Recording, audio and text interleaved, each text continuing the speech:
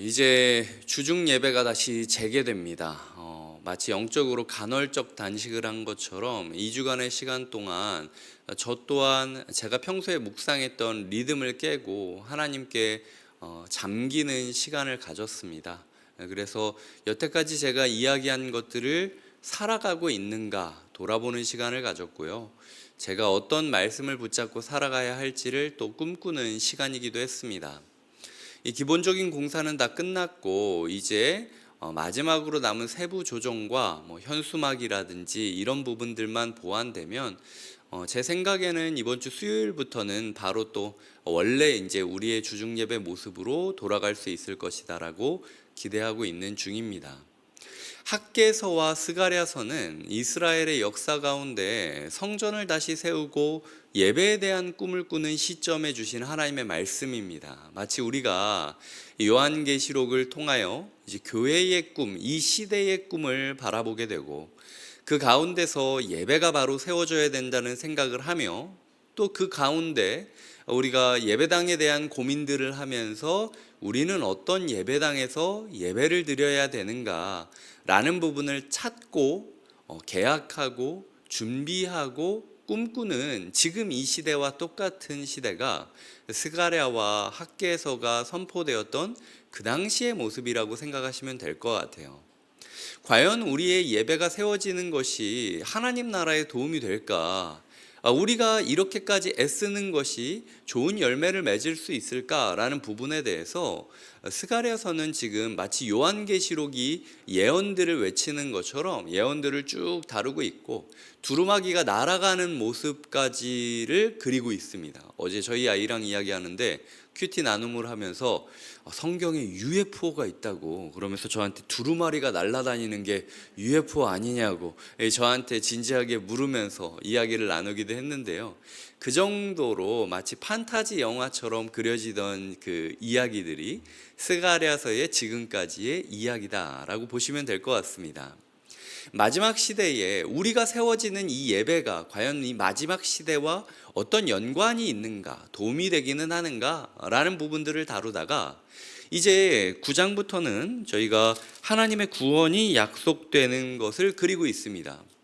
예수 그리스도께서 다시 오실 것이고 그 당시에는 예수 그리스도께서 오실 것이고 그 예수 그리스도가 어떤 분인지를 묘사하고 있는데요. 9장과 10장은 예수 그리스도를 다가오는 분, 우리가 찾아가서 억지로 모셔야 되는 분이 아니라 우리를 위하여 우리 곁으로 찾아오시는 임마누엘의 주님, 임마누엘의 리더로 묘사를 하고 있습니다.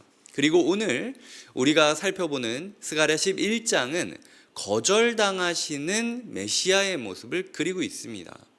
즉 예배를 세워가고 세워진 예배로 미래를 꿈꾸는 자들이 맞이하게 될 구원자의 모습은 내가 찾지 않았음에도 불구하고 내 곁에 다가와 주시는 임마누엘의 주님이고, 그리고 오늘 우리가 묵상하는 것처럼 그렇게 찾아오셨음에도 불구하고 끊임없이 거절당하시는 모습이 바로 예수 그리스도의 모습이라는 것이죠. 우리가 예수 그리스도를 거절하고 있는 것 아닌가? 우리가 예수 그리스도를 외면하고 있는 것 아닌가? 나아가 우리가 예수 그리스도를 닮은 자로서 거절당하며 살아가고 있는가? 인정을 바라는 모든 이들에게 주님께서는 거절당하며 살아가는 것이 메시아의 길이다 라고 이야기를 하시며, 오늘 우리의 삶 가운데 이 거절이라는 키워드가 메아리치기를 원하고 계십니다. 그래서 오늘 말씀을 크게 본다면 한편으로는 내가 하나님을 거절하고 살아가고 있는 것은 아닌가? 두 번째로는 나도 주님처럼 거절당하면서 걸어가는 길을 걷고 있는 것 맞나? 라는 부분에 대해서 고민하시면서 살아가는 하루가 되어야 할 것이라는 것이죠. 이 마음으로 우리가 말씀으로 들어가 보도록 하겠습니다. 먼저 1절부터 3절까지를 보면 뜬금없이 레바논 이야기가 나옵니다. 이 레바논은 백향목이 주요 수출품이었는데요. 3절에 보면 요단의 자랑이 쓰러졌음이로다 라고 이야기를 하고 있죠. 그들의 영화로운 것이 쓰러졌습니다. 거대한 백향목, 정말 아름다운 그 나무가 도끼질을 당하여 쓰러지는 것처럼 사람들이 세운 자랑들은 다 무너지는 날이 올 것이다 라고 이야기를 하는 것이죠. 어제 우리가 말씀을 통하여 묵상한 것처럼 하나님께서는 항상 우리가 겸손하기를 바라시고, 만약 우리가 끝까지 겸손하지 않는다면 우리의 삶 가운데 있는 가장 귀한 자랑거리라고 여겼던 그 백향목, 성전의 재료가 되는 그 백향목까지도 쓰러뜨릴 각오를 하고 계시다라는 사실을 기억하셔야 됩니다. 내가 새벽 기도하는 것이 나의 자랑일 수 있습니다. 하지만 기도하는 나에게 취해서 새벽 기도를 그저 은혜의 감사 표현으로 하는 것이 아니라 종교적 열심으로 한다면 오히려 건강이 쇠하여 새벽 기도를 못 나올 수 있습니다. 그게 은총일 수 있어요. 하나님께서 백향목을 꺾고 겸손하게 만드시는 겁니다. 나의 가족이 신앙생활을 잘하고 행복하다라는 것이 나의 백향목입니까? 하나님께서 꺾으실 때가 있어요. 말씀 앞에 겸손하지 않고 살아간다면 우리를 꺾으시고 백향목을 끊어버리시는 것이 하나님의 심판이라는 것입니다. 그렇기 때문에 우리는 항상 하나님 앞에 겸손해야 된다라는 거죠. 하나님께 겸손한다라는 것은 무엇입니까? 하나님이 보내신 목자를 신뢰하며 그 목자의 목양 아래에 거한다라는 것입니다. 목자가 가라고 하면 가고, 목자가 먹으라고 하면 먹고, 목자가 들어가라고 하면 들어가고, 목자가 쉬라고 하면 쉴 수 있어야 됩니다. 그게 양들이 할 수 있는 최고의 겸손이고 목자를 향한 최대의 존중이고 예의라는 것이죠. 하지만 우리의 목자는 우리를 향하여 지극히 불쌍함을 느끼고 있는 반면 사람들은 그 목자의 마음을 헤아리지 않고 자기 마음대로 목양하고 있는 모습을 보게 됩니다. 4절에 보면 여호와 나의 하나님이 이르시되 너는 잡혀 죽을 양떼를 먹이라. 저는 이 구절이 오늘 사무치게 마음에 와닿았습니다. 내가 키워야 될 양들이 잡혀 죽을 것을 알면서도 키워야 되는 목자의 마음은 어떨까? 내가 키워야 되는 이 아이가 잡혀 죽을 것을 알면서도 그 아이의 웃음을 보며 키워야 되는 부모의 모습은 어떨까? 정말로 고통스럽지 않았을까? 그리고 순간순간이 너무 아쉽고 소중하고, 그리고 어떻게든 이 친구를, 이 양떼를 살려보려고 애쓰지 않았을까라는 것이 제가 생각하게 되었던 목자의 마음이었습니다. 예수님이 성경 안에서 그렇게 불쌍히 여기셨다라는 표현이 많이 등장하는데, 예수님이 왜 우리를 불쌍히 여기셨는가? 목자 없는 양같이 유리하고 있었고, 그들이 결국은 목자가 없기 때문에 이리떼에게 잡혀 죽을 것을 알고 계셨기 때문입니다. 5절은 그들의 목자들은 그들을 불쌍히 여기지 않는다라고 이야기를 하죠. 세 부류가 나오죠. 양들을 함부로 사들이는 자들, 양들을 함부로 파는 자들, 양들의 목자라고 세워졌던 자들은 그들을 불쌍히 여기지 않는다라는 겁니다. 현대 사회에서 신앙인들이 바로 이런 대접을 받고 있지는 않습니까? 교회가 서로가 서로를 숫자로 여기고 성도들이 수평이동하는 것들을 좌시하면서 마치 양떼를 사고 파는 것처럼 이리 갔다 저리 갔다 예수 그리스도를 의지하고 예수 그리스도의 목양을 받는 것이 아니라 이 목사 따라갔다 저 목사 따라갔다 그렇게 이리 갔다 저리 갔다 유리하게 만들면서 결국 목사로서 우리 교회 교인이 몇 명이 되는지가 자랑거리이지 우리 교회 한 영혼 한 영혼의 마음이 어떠한지를 헤아리지 못하는 것, 어쩌면 오늘 하나님께서 다시 주중 예배를 시작하며 너의 마음이 바로 이런 마음은 아니냐, 이 시대의 종교인들의 마음이 바로 이런 마음은 아니냐, 내가 지금 너희가 목양하는 양들을 이렇게 불쌍히 여기고 있는데 너는 곁에 있는 교회 성도님들을 얼마나 불쌍히 여기고 있느냐 라는 질문으로 시작한 묵상이 오늘 새벽 주님께서 저에게 주신 사랑의 마음이었습니다. 사람을 섬기지 마십시오. 사람을 바라보지 마십시오. 한없이 이 가운데 있는 사람의 목자들은요, 부족함이 넘칩니다. 17절이 끝날 때까지 회개함이 없고 예수 그리스도를 닮아가지 않는 모습들을 봅니다. 그럼에도 불구하고 예수님은 자기의 길을 포기하지 않으시고 자기의 양들을 부르시고 계십니다.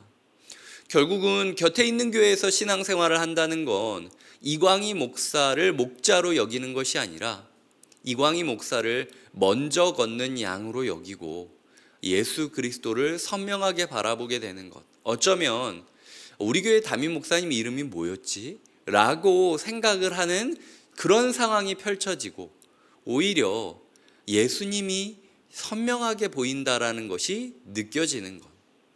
개인적으로 저는 어제 우리 교회 강도사님이 설교하시는 주일 예배를 함께하며 꽤 오랜만에 남의 설교를 함께하며 울었던 경험을 겪게 되었습니다.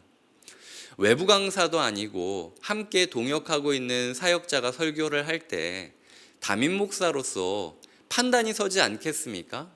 저 사람이 저렇게 얘기하는 거는 무엇 때문이고 저 사람이 저렇게 얘기하는 것을 어떻게 본인이 살아가고 있는지 누구보다도 잘 아는 사람이 저이지 않겠습니까?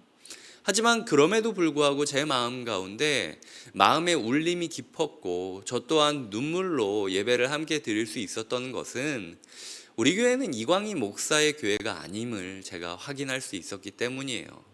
누가 설교한다 할지라도, 전도사가 설교한다 할지라도, 강도사가 설교한다 할지라도, 다른 목사가 설교한다 할지라도 예수 그리스도가 목양하는 교회라는 것이 선명해졌기 때문에 저 또한 앞서가고 앞서 울며 앞서 찬양하며 걷는 한 마리의 양으로서 예수 그리스도를 목자 삼을 수 있다라는 그 감격과 감사와 기쁨과 함께하는 동역자에 대한 존중과 사랑이 제 마음 가운데 곁에 있는 교회의 목사는 예수 그리스도라는 사실을 다시 한번 선명하게 만들게 되었습니다.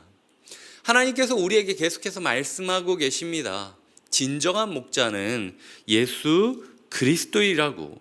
7절에 보면 내가 잡혀 죽을 양떼를 먹이니 참으로 가련한 양들이라 라고 이야기를 하죠. 두 가지의 막대기로 양들을 목양하신다라고 합니다. 첫 번째는 은총이고 두 번째는 연합이다 라고 이야기하는 거죠. 은총이라는 단어는 10절에 보면은 약속을 이루시는, 언약을 이루시는 하나님의 은혜를 은총이라고 부르고 있습니다.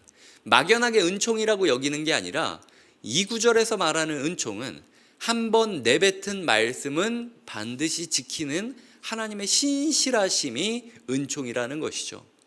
우리가 인생을 살아오면서 여러 말씀을 받았지 않습니까? 그 주셨던 말씀을 하나님께서 절대로 잊어버리지 않고 이루리라 라고 이야기하시는 것이 하나님의 은총이고요. 그 하나님의 은총과 함께 연합을 깨트리지 않고 살아가게 되는 것, 이전까지 느끼지 못했던 신비한 연합으로 다시 한번 인생을 살아가게 되는 것이 주님께서 양떼를 목양하시는 두 번째 방법이라는 것이죠. 우리는 말씀을 받으며 말씀이 땅에 떨어지지 않고 이루어지는 것을 보며 살아가고 있는가? 우리는 하나님께서 주시는 특별한 연합을 누리고 살아가고 있는가?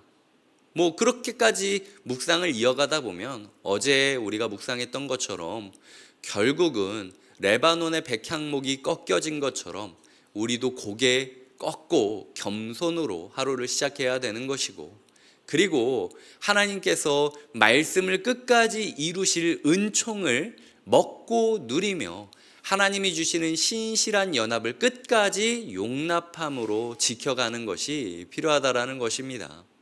지도자는 양떼를 용납하고 양떼는 지도자를 용납하고 서로가 서로를 용납하고 서로가 서로를 불쌍히 여기는 것, 현재의 모습으로 현실을 판단하는 것이 아니라 자라가게 될 미래의 모습으로 서로를 판단하며 다가오시는 예수님의 목양을 받으며 하루하루를 살아가는 것, 그것이 바로 우리가 푸른 초장 쉴만한 물가를 살아가는 삶의 방식이자 태도가 되어야 된다라는 것입니다. 주님께서는 우리에게 이렇게 말씀하고 계십니다. 12절부터 보면 목자가 말하죠. 진짜 니네 나한테 이럴래? 그럴 바에는 차라리 나한테 돈을 달라 라고 이야기를 합니다.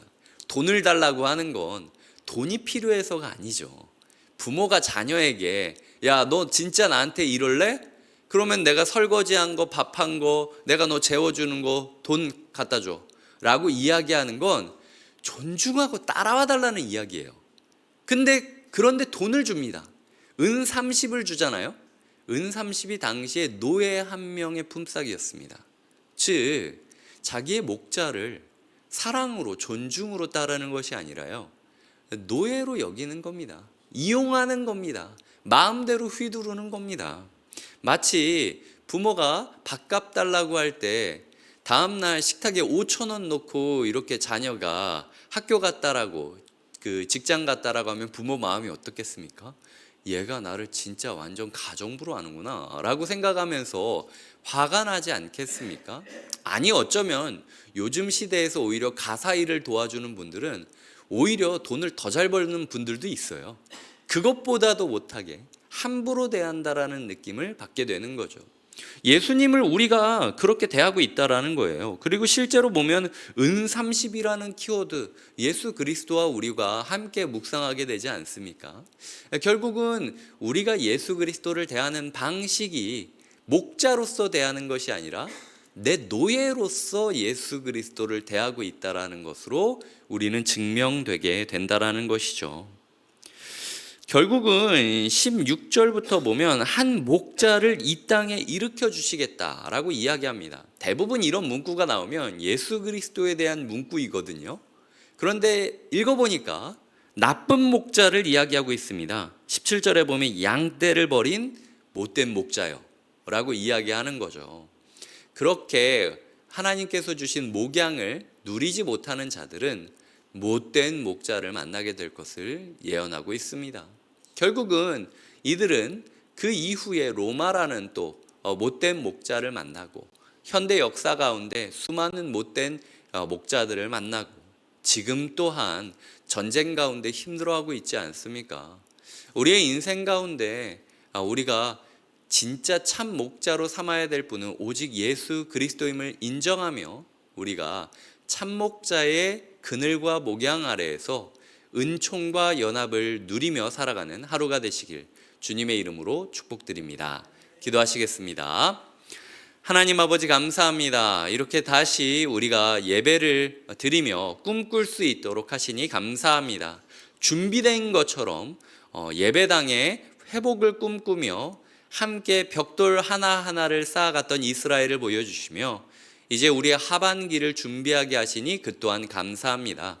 그들이 꾸었던 말씀, 그들이 꾸었던 꿈들, 그것이 바로 우리가 지금 받는 말씀임을 기억하며 우리 또한 그들보다도 한 걸음 더 앞서 예수 그리스도의 목양을 받게 하여 주시옵소서. 모든 사람들이 예수를 거절하는 이 시대 가운데 우리도 예수를 거절하지 않도록 우리가 예수님께 마음을 집중하게 하여 주시고, 예수님이 거절당하시며 걸어가셨던 것처럼 우리 또한 거절당하는 것을 두려워하지 않게 하여 주시옵소서. 예수님의 이름으로 축복하며 기도드립니다. 아멘.